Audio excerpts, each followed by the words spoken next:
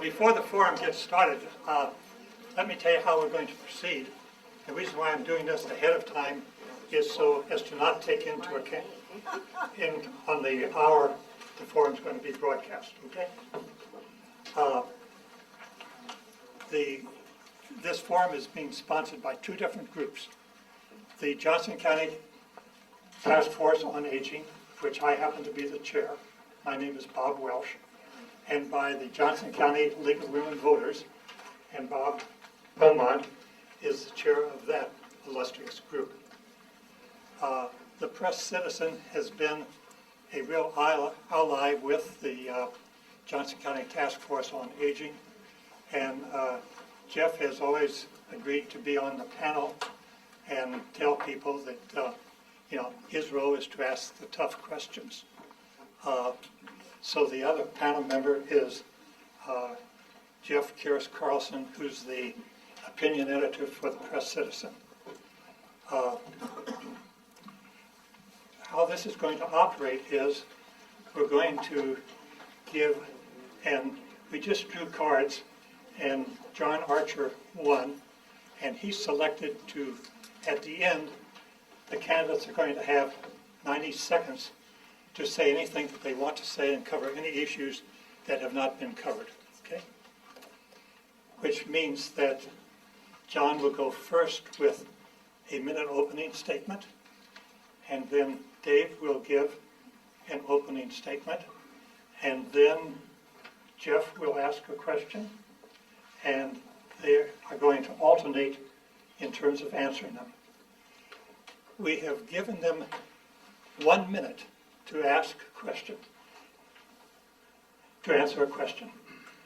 If they feel the real need for a rebuttal, they're going to signal to me, hey, like this, and I'll either recognize it or not, okay? I've done this before, I know how this works.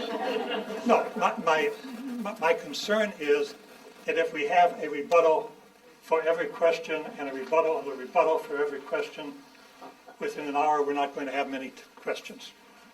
And so fairness to you, you need to be able to ask questions and have your questions answered. And at the end, let me tell you on the rebuttals, you're going to have a whole 90 seconds to say any daggone thing you want to say. And if somebody has really misrepresented you, I would hope that what you would do is to say what you believe, your positions, okay? I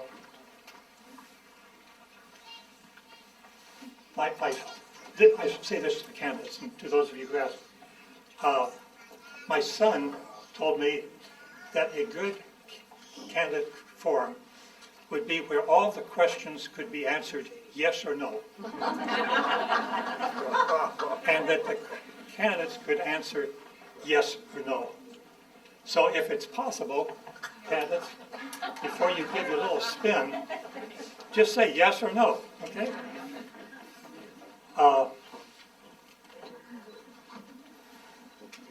And I'm looking to Joel and see where he is, and are you ready to begin?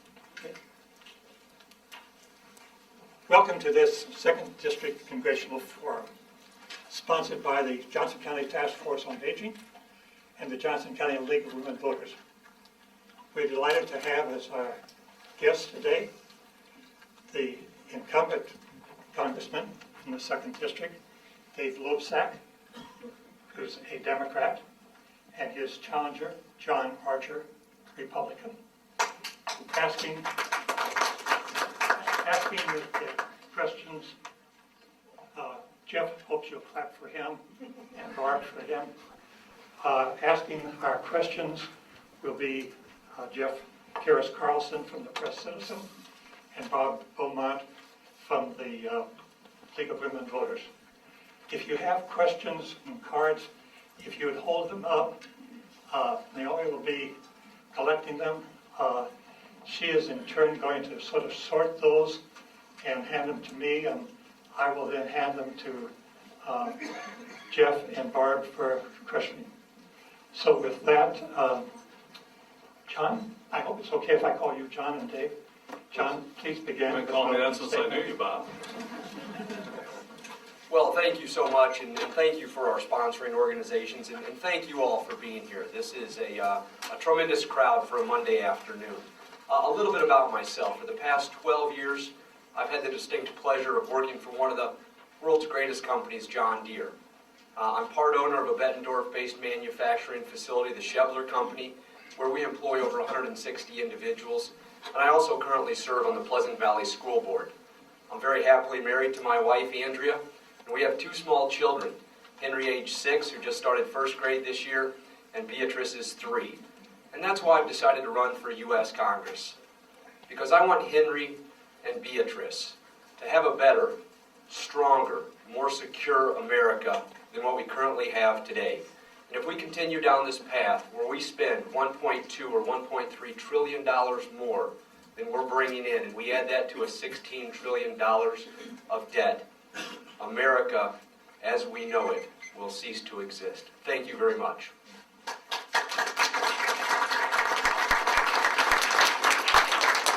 Thanks, Bob. I too want to thank the sponsors. I've done this before. You guys do a great job, and I really appreciate it. And also the moderators today, and those who are going to be asking us questions. It's a wonderful opportunity. I think this probably is the biggest crowd that I've seen since I've first started running for this office here at this event. What I'm talking about today, what I've been talking about really for the last 6 years, is making sure that we protect the middle class, making sure that we get those folks who have fallen out of the middle class really over the course of the last 2 or 3 decades, not just the last couple of years of economic downturn, and those who've never had an opportunity to get into the middle class. People like me, when I was growing up in poverty with a single parent mom who struggled with mental illness and could not hold down a job for any length of time. It's about getting those folks into the middle class as well. This is about building this economy, building it out from the middle, making certain that those folks, as I said, who've fallen out of that middle class, those who've never been in there, that they have the opportunity to get there, but also making sure that we protect those who are in the middle class at the moment. So thank you very much again for having me. I really appreciate it.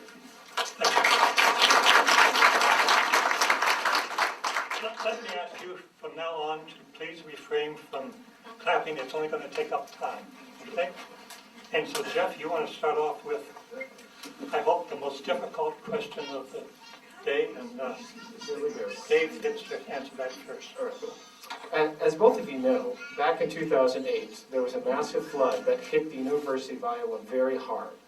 The University of Iowa has planned for a number of works of new facilities that will be paid now for largely with the FEMA dollars that came for replacing those facilities that were hit by the flood. Unfortunately, there's a disagreement within the Department of Homeland Security over whether those initial damage assessments were too high and whether the federal government should provide the relocation money it's long promised, or whether it should provide a lot less money, basically the level that would take to restore the buildings. Can the federal government afford to make good on its past promises, especially if it comes out that those initial estimates were based on faulty information, especially considering how many disasters have taken place since 2008? On the flip side, can the federal government afford not to live up to its promises, considering that the university has long been planning on that money? Great question. Look, I've played a leadership role since 2008 in making sure that my congressional district, which suffered over half of the damage of the entire state of Iowa because of that great flood in 2008, making sure that we get what we need here in Iowa to recover, to come back bigger and better than ever before. What you're talking about is a decision that was made by the Office of the Inspector General. And they claimed that FEMA did not act appropriately when it came to the award and the reimbursement that they were going to give to the University of Iowa, having to do with these exact buildings. My argument has been all along that the University of Iowa should be held harmless. I support it. In fact, I brought in University of Iowa officials to sit down and speak with the FEMA director, Craig Fugate. It was my office that organized that. I was there with them. I took those University of Iowa folks over to the Capitol to meet with him. We're still awaiting the FEMA appeal to the Office of Inspector General. But the University of Iowa, the taxpayers of Iowa, should not be held accountable for a mistake that may or may not have been made by FEMA. Same question. Yeah. Well, being a graduate of the University of Iowa and driving here from Bettendorf earlier today, I noticed the brand new facility in Coralville. And part of the problem we have found ourselves in here in the United States is we are spending too much money. I believe in a strong, sound education, and serving on the Pleasant Valley School Board, we just built a new elementary school. We built a very functional elementary school. It's not top of the line. We don't need top of the line. We need to spend our taxpayers' dollars, your dollars, more efficiently and more effectively to provide the very best institutions that we can provide so we can compete not only against Illinois, not only against Michigan, but against the rest of the world. Our educational system is lacking, and we need to do a much better job of getting the dollars, the taxpayers' dollars, your hard-earned dollars, where they belong, and use them most efficiently and effectively. Thank you. Mark?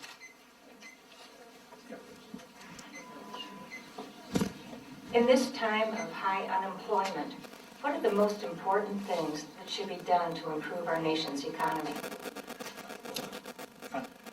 Well, the federal government, in my opinion, does not create jobs. The federal government must create, as your next United States representative, I will create an environment so individuals and employers and entrepreneurs can go out and invest their hard-earned dollars that they've been sitting on for several months and years because of the uncertainty. The uncertainty with respect to the regulatory environment. Employers don't know what new regulations will be handed down tomorrow.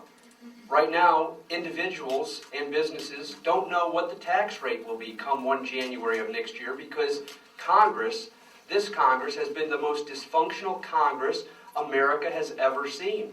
And finally, we need to talk about an independent energy policy. We live here in the 2nd District of Iowa where the manufacturing base is still strong. But with gasoline at $3.75, we need an independent energy policy to bring down energy costs so we can start manufacturing goods again here in southeast Iowa.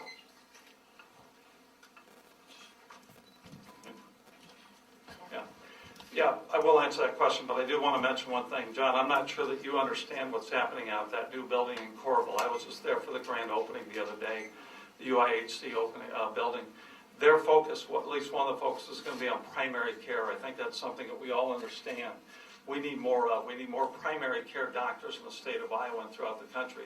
So I think it's wonderful what's happening out there. I'm very proud of what they've done out there, and I'm going to support that, not only while I'm in Congress, while I'm not in Congress.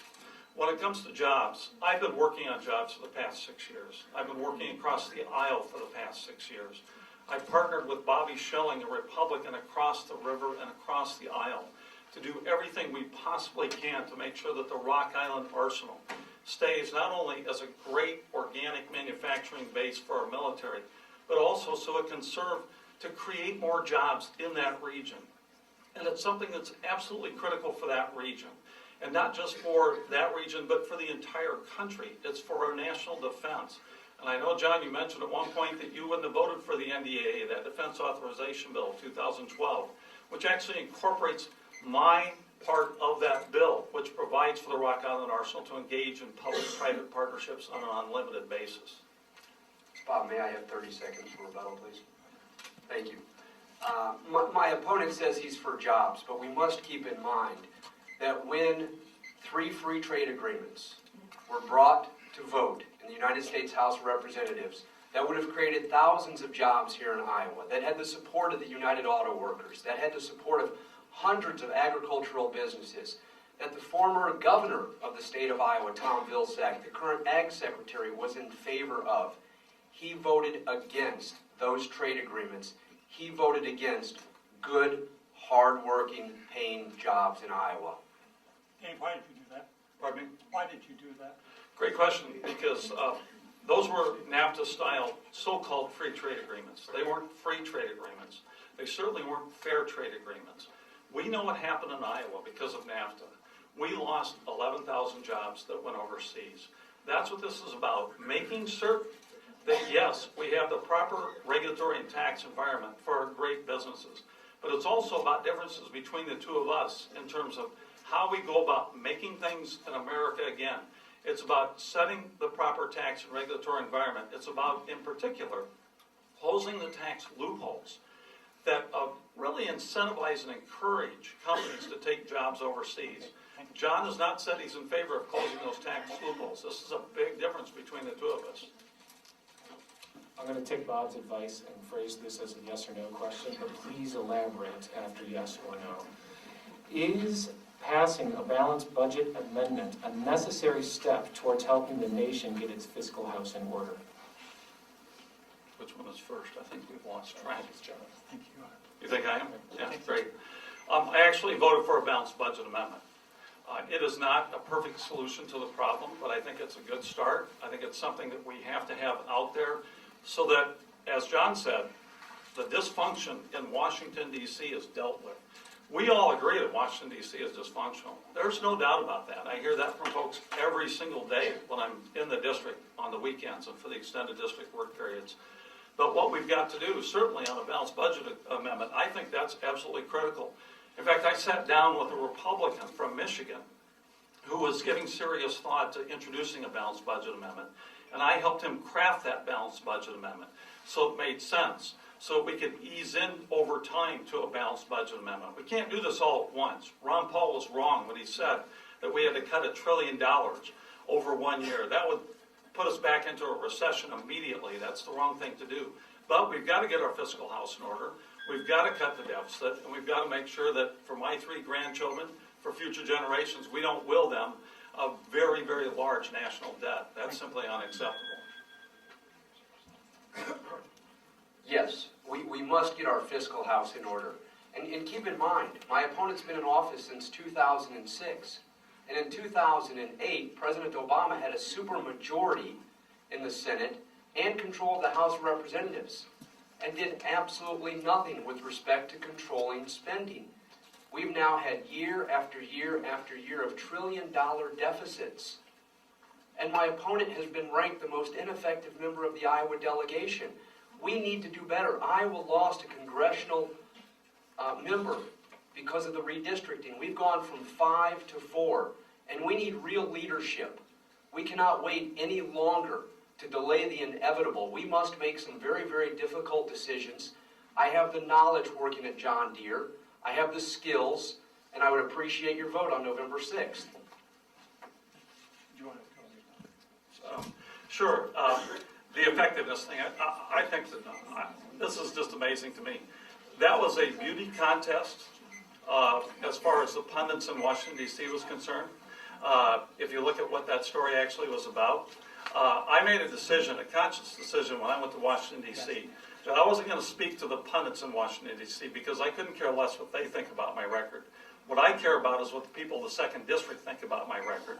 What I care about is what the people I go out and visit, these businesses I visit, folks, small businesses, large, whatever.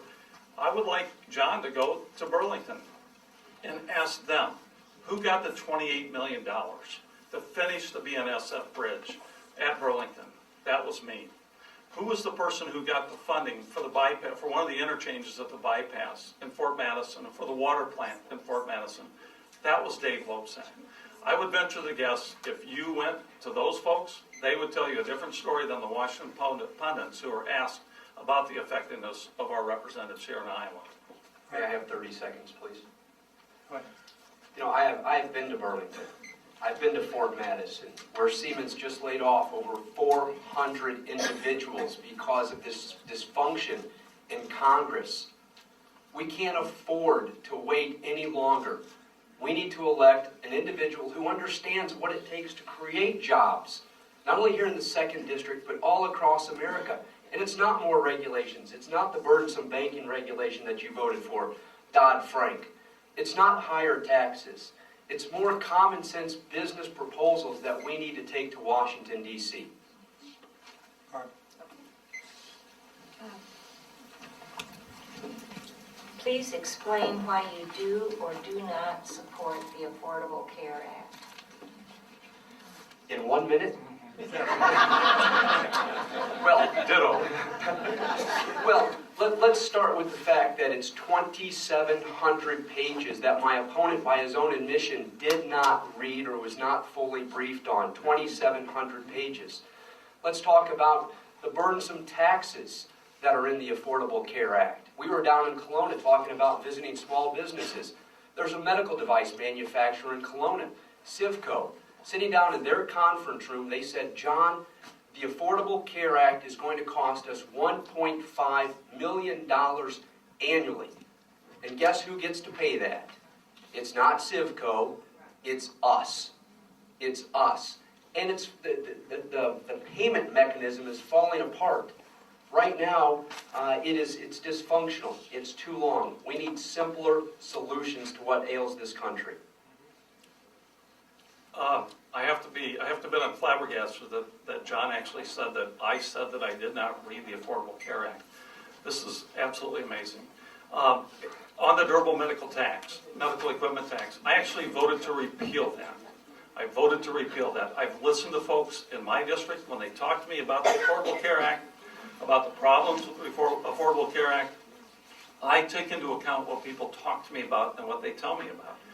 Well, also, I voted to repeal the 1099 requirement, which put an unfair burden on small businesses in particular. I was one of the very first on a bipartisan basis to sign on to that repeal. If John had his way and we repealed the Affordable Care Act, there would be millions of young adults who would suddenly be kicked off their parents' health insurance. There would be seniors who would have to pay hundreds of dollars out of pocket that they don't have to pay right now because of the donor hole being closed.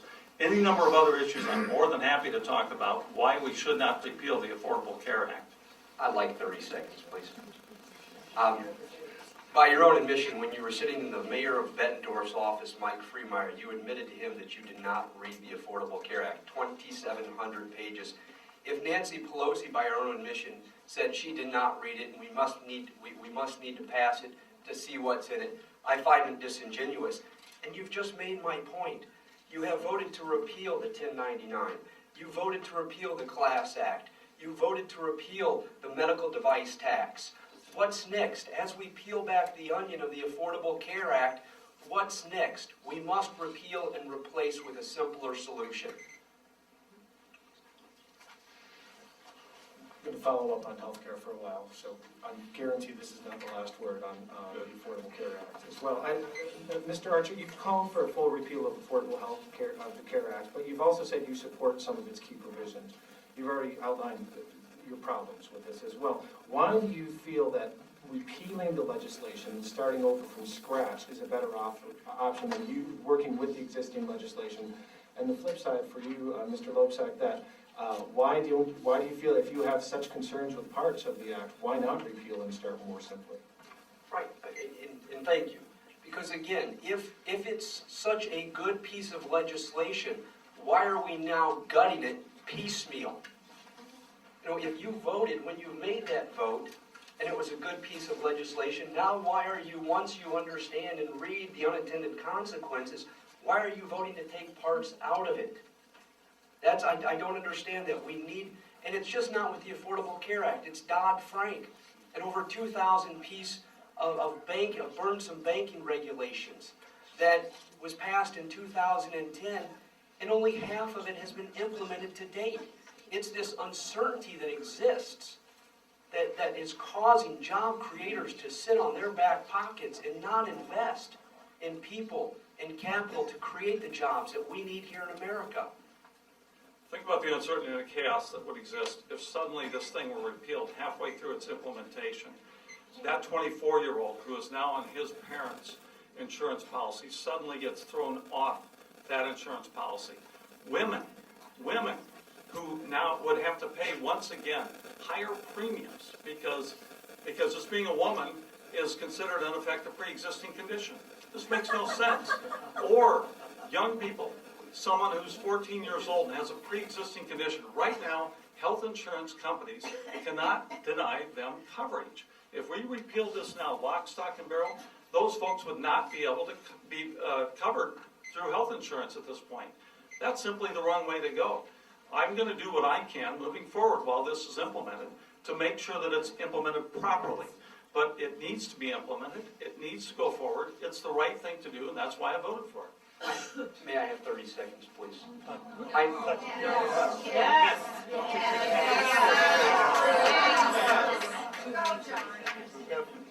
right.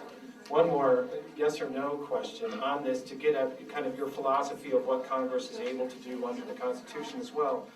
Do you agree with Chief Justice John Roberts in his majority opinion that Congress had the constitutional authority to pass the Affordable Care Act, not as an extension of the Commerce Clause, but from its power to levy taxes? I'm not going to second guess the Supreme Court decision and what Chief Justice Roberts. I believe we have we did have three equal branches of government until this imperial president took over. But it's time. It's time to stop the attacks. It's time to stop the scare tactics. I know we're close to Halloween, but to single out women, Congressman Loebsack, we have to be honest. And another problem with the Affordable Care Act, it takes over $700 billion out of Medicare. That should be a concern to every senior citizen sitting in this room and in America. We have to make sure that the promises that we have made to seniors are promises kept. And by repealing the Affordable Care Act, we will restore the funding to Medicare. Do you mind if I say something for 30 seconds? 15 seconds. 15. Well, hopefully we're going to come back to Medicare at some point. John talks about the facts. I talked about the facts when it comes to the Affordable Care Act. When we're talking about $716 billion, the fact of the matter is it wasn't taken out of Medicare. The fact is there are greater efficiencies found with that $716 billion. And in fact, the Ryan budget finds the same efficiencies. And John has supported the Ryan budget, the Romney-Ryan budget. The difference is that the money that we're talking about in terms of efficiencies with respect to the Affordable Care Act goes into better care, more services for senior citizens under Medicare with respect to the donut hole and other things. The difference is that the Ryan Republican Romney budget takes that money and gives tax breaks to the wealthiest among us. That's the difference between the two of us when it comes to that particular issue. Art? Yeah. What should be done to ensure that every citizen has the ability to vote and have his or her vote counted without undue barriers? I think we have that right now. I think we have that guarantee. I think the more we can make it available to citizens to vote, the better off I think we're all going to be. I think that we've got to strengthen our democracy, and the more folks we can get out there to vote, again, whether Democrats or Republicans or whatever they may be, I think participation in our political process is something we all value. And I'm all for encouraging more people to vote, making it easier to do so. I think in Johnson County and other counties around the state of Iowa, when we have satellite voting booths, I think it's a fantastic idea. Get as many people to the polls as we possibly can. I think that's the right way to go. We have to keep in mind that millions of men and women have died to give us the freedom to vote. So this is one area where I think I agree with my opponent is we have an obligation, we have a right, we have a duty to vote. Whether you're an independent, a Democrat, or a Republican, we have to get out and vote. Now, there's been a lot of talk about voter ID. We have to make sure that those individuals that vote are the individuals that say they are. So if we have to board a plane to show an ID, if we have to show an ID to buy liquor, it makes perfect sense to me that we should be able to show an ID to vote or have someone attest that we are who we say we are. There's mechanisms and processes in place that can assure that we have the most stringent regulations when it comes to voting. Can I just make one quick comment? John, you know, we don't have a constitutional right to buy liquor. We don't have a constitutional right to get on an airplane. We have a constitutional right to vote. Those are not the same things.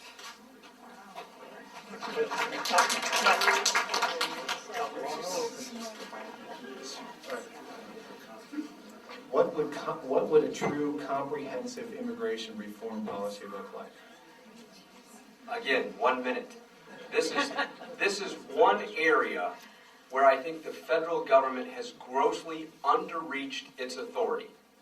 And by that I mean the securing of our borders is in fact a national security issue. And to have the federal government, to have this Congress and this administration, again, in 2008 they had a supermajority. They could have addressed this issue, but they failed to do so. This Congress is absolutely dysfunctional, and To be quite honest, we need to vote them all out and start all over again. Then we have to deal with the 14 million illegals that are in this country right now. What I am not for is a path to citizenship, but we must get them integrated into society, get them on the tax rolls. We can't have a mass deportation of the individuals that are here illegally. John, I think when I see the guy who's going to give me $1 million to beat me this time around, Pete Sessions from Texas, and who came in for you, and I told him that you'd like to see him gone. I think he's going to be a little upset about that. But look, the fact of the matter is, Congress has abdicated its authority. The President has abdicated his authority. This isn't news that Congress is dysfunctional. This isn't news that we have hyper-partisanship in Congress that's getting in the way of everything. What we've got to do is just sit down across the aisle and across the table from one another. I have no doubt, actually, that if John and I got together, not in a situation like this, but in a less formal situation, we might actually be able to come to agreement on some ways, at least, maybe only a few, about how to move this country forward. Because I do that every day in Congress. I do that every day in the House of Representatives. I work across the aisle. I talk to folks on the other side of the aisle. We can do it with respect to immigration. We've got to enforce the law. We've got to make sure that we have border security there. I voted a number of times to beef up border security. We've got to do everything we can to make sure that employers are legally employing folks. I voted for e-verification to give them the tools to do that. But if they don't do the right thing, we have to crack down on it. What efforts would you make as our congressman to achieve equality for women in these and other areas? Health care, including reproductive health, equal pay for equal work, and access to all levels of education and employment. I think that a lot of the things that I've already done for the general population is very important for women. But one of the things that I'm very proud of is the Lilly Ledbetter Act, which was, in effect, something that overturned a Supreme Court decision. And it's all about fair pay, equal pay. It's all about making certain that women have the same access as men. They get paid the same as men. If they put in the same amount of work, same number of hours, they should be paid the very same. I've already talked about health care. We have to make sure that whatever health care laws we have do recognize that women have been disadvantaged and in some cases discriminated against in the past. We have to make sure that we deal with that. Women are at least half the population, I think a little bit more, and my wife Terry wouldn't let me get away with being a congressman if I didn't fight really hard for women. But clearly this is something that is really important. I'm very happy that I've gotten the support of lots and lots of women's groups, not only this year but in the past, and that's something I'm going to keep fighting for as hard as I can. Oh, again, we can't single out one group of individuals. I'm going to fight for the lower class. I'm going to fight for the middle class. I'm going to fight for the upper class. I'm going to fight for men. I'm going to fight for women. I'm going to fight for Latinos.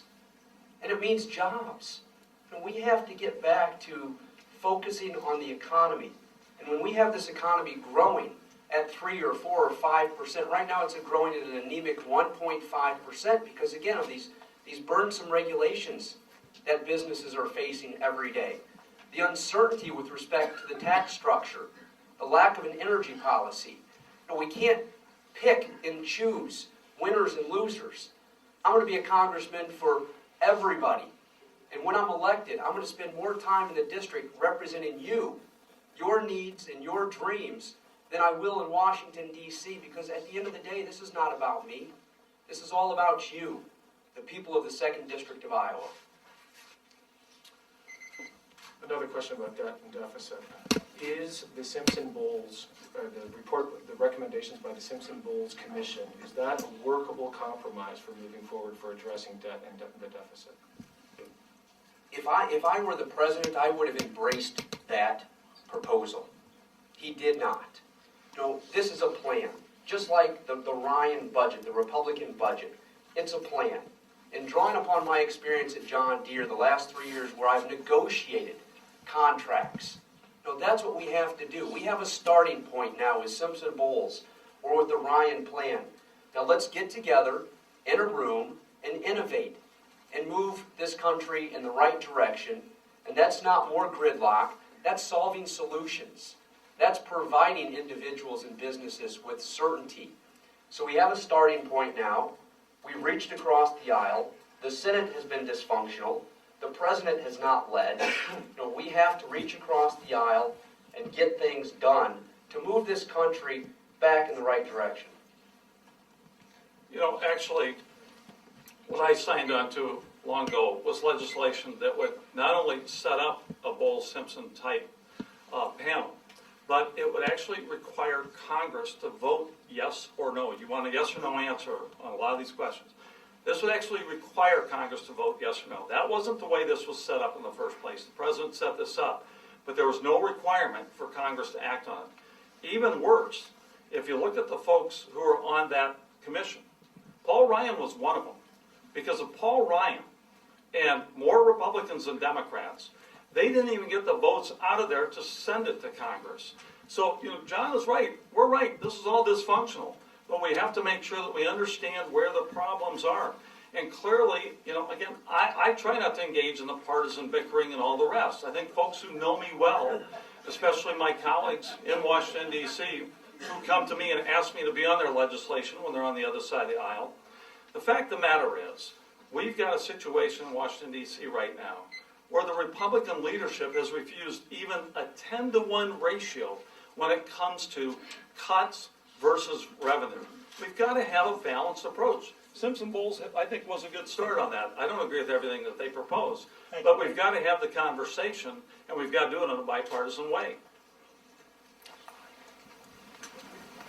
Considering the need to reduce the federal budget, and yet with an aging population about to really explode, how will our country expect to help the huge numbers of Alzheimer's patients and others when they hit the medical health care system? How are we going to pay for all this? My short answer, and has been all along, is that we've got to balance the budget. We've got to get our long-term debt under control. But I'm not going to vote to do it on the backs of those who didn't cause the problem in the first place. Our seniors did not cause the problem. Certainly folks with Alzheimer's did not cause the problem. I'm a champion for Alzheimer's disease research. I've led the charge on that issue with other folks on the other side of the aisle. We've got to be smart about how we do any cuts in the future. Across the board cuts, I think, are totally unthinking. That's why I voted against the Budget Control Act in the first place, because it puts into place automatic cuts if Congress doesn't come up with some plan, which I was not at all convinced Congress would be able to do in the first place. We can't have across the board 2% cuts for Medicare. That's what this calls for, especially in Iowa, where we deliver absolutely fantastic health care, yet our Medicare reimbursement rates are among the worst in the country. I've been a leader on doing everything that I can, to correct that problem here, because that's a huge problem ultimately for patient care in Iowa as well. Just recently, there was a report put out where there's over $750 billion of waste, fraud, and abuse within the healthcare industry alone. So again, drawing upon my business experience, we need to start tackling the waste, the fraud, and the abuse. And I don't see red flags going up in Congress, or I don't see red flags being raised by the President of the United States. We have a government accounting office that would rather spend $1 million of our taxpayers' dollars on boondoggles in Las Vegas. We have to address the spending issue. We don't have a revenue issue here in this country. We have a spending issue. And until we get that under control, our tax dollars will be wasted. We have to use our precious tax dollars more efficiently and effectively. And with my business experience, I'll be able to take that to Washington, D.C., streamline the process, take Lean Six Sigma manufacturing processes to eliminate the fraud, waste, and abuse. This is a question from the audience. I would like to ask both of you the same question my Regina High School government class asked Dave Lobzak 6 years ago. What will you do to get us out of this damnable war in Afghanistan? Who goes first? Well, thank you. We have generals on the ground in Afghanistan. We have generals on the ground here in the United States. I call them subject matter experts. Nobody knows better the situation in Afghanistan than our generals. So we must listen to our generals, pay attention to our generals, and listen to when they say the mission is complete. Nobody wants to be at war. War should be the absolute last effort. And when we send our men and women in harm's way, we must provide them with the absolute best that we have in us. Right now, our war fighters are struggling because they're flying airplanes that are aged. They're using equipment that is aged. But what I'm against is artificial timetables by members of Congress saying we must withdraw our troops by such and such date. We must rely upon those subject matter experts who know what is taking place on the ground in Afghanistan and in other theaters. Yeah, I've been to Afghanistan 6 times. I have a stepson and a daughter-in-law who are in the Marine Corps, and Marcos has served in Afghanistan and Iraq, and Michelle in Iraq as a company commander. As a member of the Armed Services Committee, I read the intelligence reports, I listen to these folks when I'm there, when I'm here, and the fact of the matter is, from everything I'm getting, from all the intelligence, from all the information I'm getting and that I got while I was on the ground in Afghanistan, we have accomplished what we set out to accomplish in Afghanistan. We have brought Osama bin Laden to justice. Al-Qaeda is on the run. The Afghan National Security Forces have been stood up as much as they're going to be stood up. What I'm hearing from the American people, too, is that it's time to bring these folks home. The President has a timeline, 2014. I'd like to see us speed that up because we've got to make sure. We've got a lot of threats around the world. I think everyone's aware of that. Threats to our national interests. But having 66,000 troops in Afghanistan at this point in time is not going to serve our national interests in other parts of the region. Discuss the Farm Bill. What's good and bad about it? I get to go first on that one. You know what? It's not so much about what's good and bad about the Farm Bill, because actually there's pretty strong agreement. That we've got to find long-term savings, which both bills in the House and the Senate do, and it's pretty clear we've got to move away from direct payments towards more of an emphasis on crop insurance. The problem actually is in the House of Representatives, where the Republican leadership decided, because I think it's because primarily of their Tea Party folks that they don't have under control, they decided at the beginning of August that they were not going to bring this bill to the floor of the House of Representatives. In spite of the fact that we've had about the worst drought in our history in Iowa and across this country, and basically at the beginning of August, end of July, I led a bipartisan group, the Iowa delegation, on the drought relief issue. The Farm Bureau invited me to a number of farms so I could see firsthand the effects of the drought. I led this bipartisan coalition here in Iowa among the House delegation to have a full disaster relief bill and have a 5-year farm bill. Unfortunately, John Boehner decided not to bring it up. Thank you. That happened again after the August break. Thank you. What happened to the bipartisanship that you've been talking about? All I've heard in the last 5 minutes is John Boehner. The House Republicans are to blame. We need to put the past behind us and come to some solutions so our farmers, our strategic assets, our farmers, Iowa farmers, have the ability to feed the entire world. And to treat them like we have the last several years without a farm bill is absolutely unacceptable to me. Now, Congress has failed. The President has failed. We need to get a 5-year farm bill in place so farmers, small businesses, can get back to the certainty that they need to go out and invest money to create the jobs that we need again here in the United States. And getting back to Congressman Lobsak's comment on Afghanistan, the President has a 2014, it's failed leadership. If the job is done, let's get our men and women out of harm's way. Let's get them back home where they're safe and secure.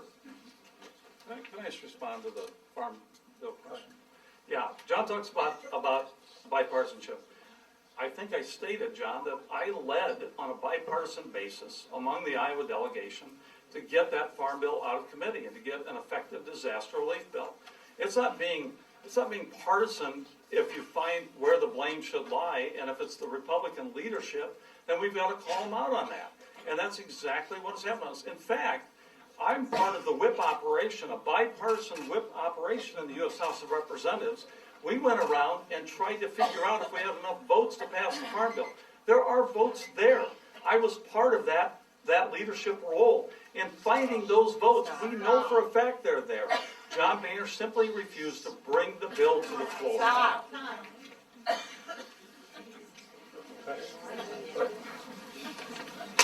Do you believe that human activity is contributing to climate change? And if so, what other steps should the Congress be, or the federal government be doing to mitigate that change?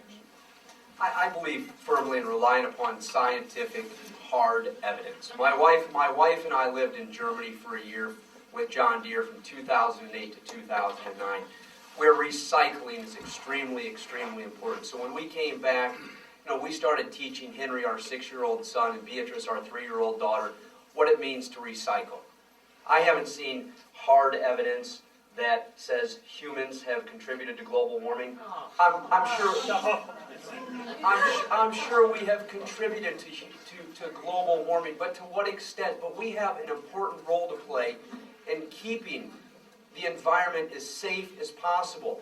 And who better? Let's get back to farmers here in Iowa. Who better are stewards of their land than farmers? So let's not have federal mandates. Let's empower individuals to make the right decisions.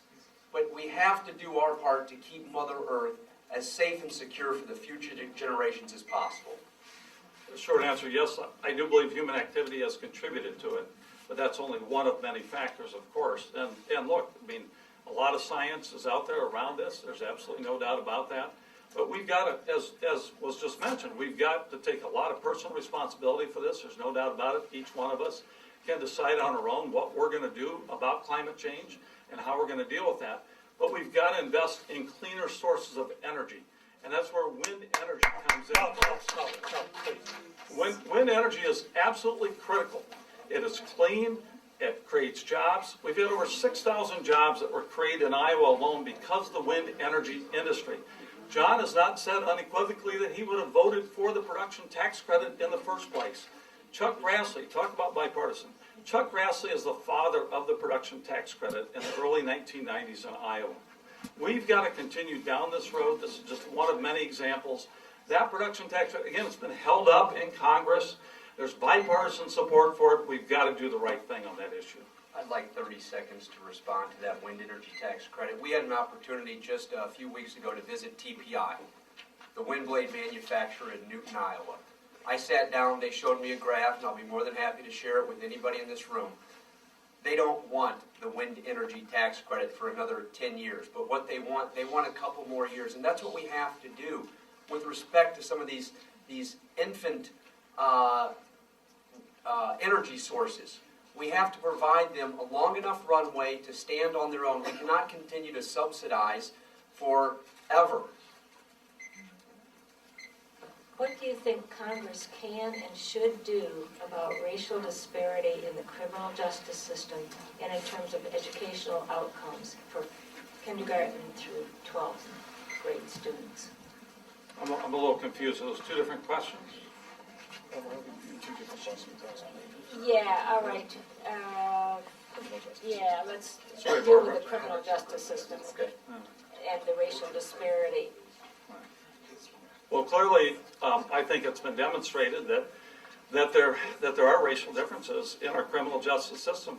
I think we've got to do everything we can to overcome that. We've had a lot of things in the past that we've done, certainly, and to the extent to which at the federal level we can do things, then I think, through our legal system, I think that we can find ways to do it.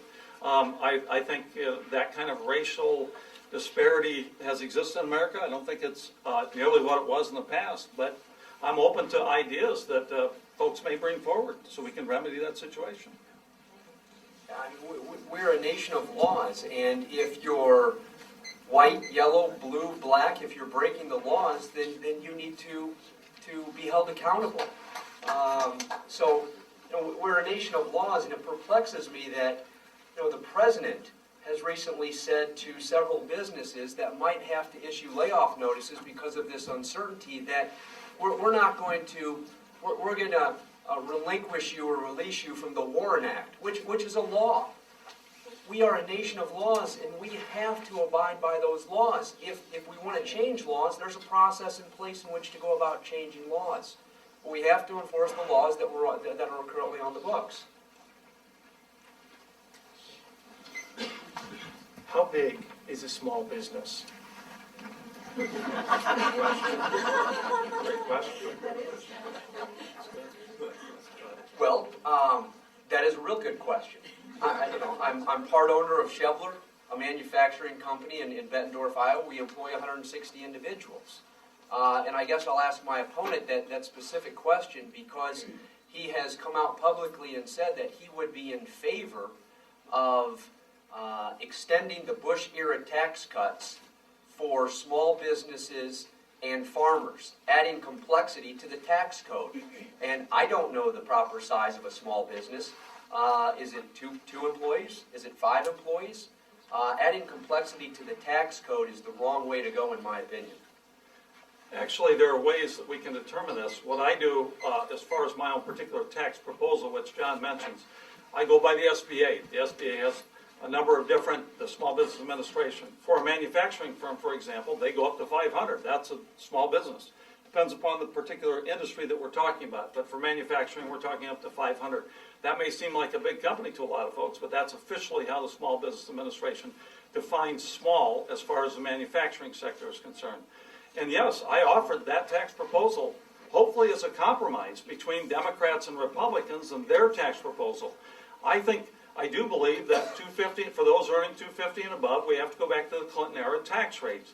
But instead of exempting 97% of the small businesses, which the Democratic proposal does, I think we need to exempt all small businesses as defined by the Small Business Administration. And I think we need to exempt family farmers as well. So, clearly, we do have a definition, a workable definition out there. All you have to do is go to the SBA website, and you can find what it is. How do you propose that the federal government balance the need to help companies grow with direct investment in individuals so that all Americans are equipped to participate in the economy? Well, this gets back to what I said earlier. It's my role as a United States Congressman to create the environment for individuals, small business owners, entrepreneurs, large businesses to go out and invest. Right now, these businesses are sitting on trillions of dollars because of the uncertainty that exists right now. It's not the federal government's role to create jobs. We need to create the environment, a long-term positive environment to grow this country once again and create those jobs that are desperately needed. Yeah, as far as investment is concerned, I think that clearly Congress and the President have to set the proper tax and regulatory environment to move the country forward. There's no doubt about that. When John talks about all this money on the sidelines, I think what John demonstrates truly is a fundamental misunderstanding of the American economy. This is a consumer-driven American economy principally. Sure, we need folks to have certain, of course, we all know that, so that people can invest. They're not going to invest unless they see a demand for those particular goods and those services out there. That's why I voted for the largest tax cut for 95% of Americans. That's what I voted for. I voted also, because of the importance of small business, for a 20% tax cut for small businesses. We know that small businesses are going to be the principal folks who are out there creating those new jobs. Over 2/3 of the jobs in Iowa and across America. I think we've got to do everything we can to make sure that we encourage businesses, that we give them the proper incentives, and we cannot have the kinds of incentives that John is for to encourage and incentivize companies to take jobs overseas. We've got to stop that right now. That's the bottom line. For 3 years, the state of Iowa has recognized same-sex couples as having the right to marry. Yet these same couples are not recognized because of the Federal Defense of Marriage Act in many other states, as well as they cannot file joint returns or be recognized as a legally married couple on the federal level. If you are elected or re-elected, what will you be doing to ensure that the rights of these Iowans are protected? I might just say that whatever you may think of the Supreme Court decision that legalized same-sex marriage, the fact of the matter is that Iowa's always been on the forefront of progressive decisions and making certain that we have the equality that I think at least a majority of Iowans think that we ought to have. We have differences about that, many of them rooted in religion, and we have to respect those differences, there's no doubt. But I think equality trumps everything else in this instance. And at the federal level, I'm a co-sponsor of legislation that would repeal the Defense of Marriage Act. The Defense of Marriage Act is currently the law of the land, and once again, we have to enforce and uphold those laws. It's as simple as that. But on a broader issue, look across the Atlantic Ocean to Greece, to Spain, to Italy. Are they talking about gay marriage in those countries today? No, they're talking about the survival of a country. And that's what we have to focus on. We have to talk about the survival of the United States of America. If we don't get spending under control, all we have to do is look across the Atlantic Ocean, and there we are. Our future is playing out right before our eyes.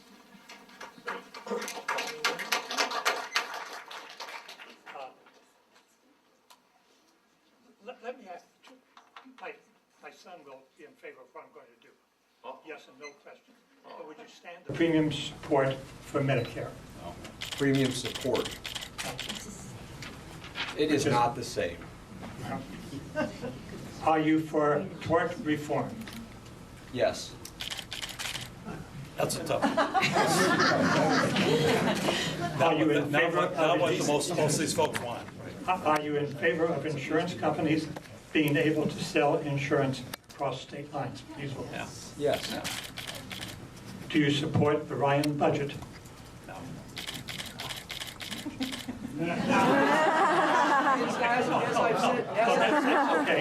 As I've said before, it's a starting point. That's okay.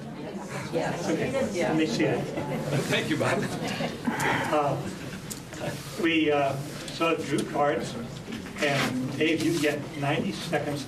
And please notice Nancy over here and respect when she says stop. We're all going to yell, stop! All right. Thanks, Bob. Thanks. So this is your opportunity, Dave and John, to say whatever you would like for 90 seconds. Thanks. Are you ready, Nancy? I'm not, but thank you. I heard the Now beeping. I'm I figured you were. You tell me when you're ready. I am ready. All right. Thank you. Well, again, I want to thank the folks who sponsored this, the moderators as well, and Bob. Bob was great, as always. Here's the fact of the matter. America is an exceptional country. We all know that. But we also know that that exceptionalism is grounded in and based upon a strong middle class. There's no other country like America when it comes to the size of our middle class. It's absolutely essential for the, I think, for the survival of our democracy, but it's absolutely essential also to get this country back on its feet economically. As I said at the outset, we have to make sure that we protect the middle class, that we get those folks who've fallen out of it back into the middle class, and do everything that we can to make certain that those like Dave Loebsack who grew up in poverty have the opportunity, if they're willing to pull themselves up by their bootstraps, as I did, if they're willing to make the effort that's required for them to get a great job and to succeed in this country, that they have that opportunity. That's what I've been doing for the last 6 years. You know, whether it's working on jobs or whether it's working for our military and our National Guard and getting through legislation that increase the educational opportunities for our National Guard so they can be a part of that middle class. Or whether it's making sure that we protect Social Security and Medicare from voucherization, from privatization, so we can keep those seniors in the middle class, so they don't fall out of the middle class into poverty, which is exactly what those two things would do. That's what I'm about. That's what I'm for. Thanks so much for having me today, and I really do appreciate the opportunity. Thank you.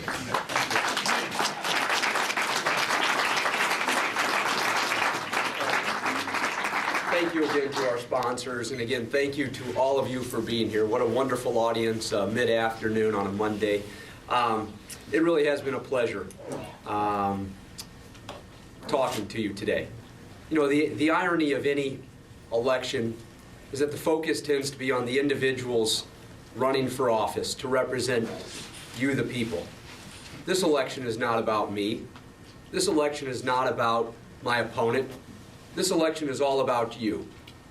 And so I'll make you one promise this afternoon, that when I'm elected, I'll represent you, your needs, and even your dreams in Washington, D.C. Now more than ever, it is so critically important that we elect an individual that has the knowledge to find the solutions to what ails this country, the courage and the skills to push those solutions through an ever-increasing bureaucracy.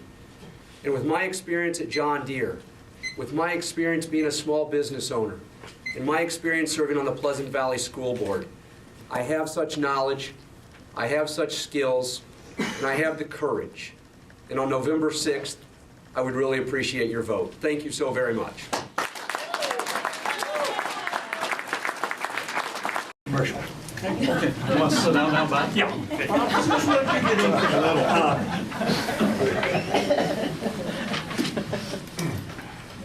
You know, we can decide who can best represent us. Okay? That's one of the great things about America.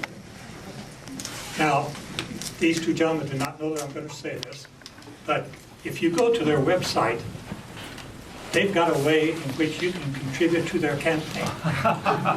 And they would appreciate any assistance that you have. If you would like to have yard signs, I'm sure they will find a mechanism to get you a yard sign. What each of you can do, if you're really concerned, citizen, is to talk to your neighbors, your friends, your enemies, and tell them, hey, I was at this forum at the Colville Library, and I became convinced that is the best person to represent us. So please vote, okay? And please encourage others to vote. And gentlemen, on behalf of the League of Women Voters and the Johnson County Task Force on Aging, I want to thank you both for being here. Would even like to put in a plug. One of you is going to be elected. And whichever is elected, I hope you will come back and report to us during your 2-year term. And then 2 years from now, I hope you'll come back with whoever would be your opponent at that time. And again, to a group like this, share your opinions. And we really do appreciate, one, your willingness to serve, and for your being here today. Thank you very much. And now we will join us.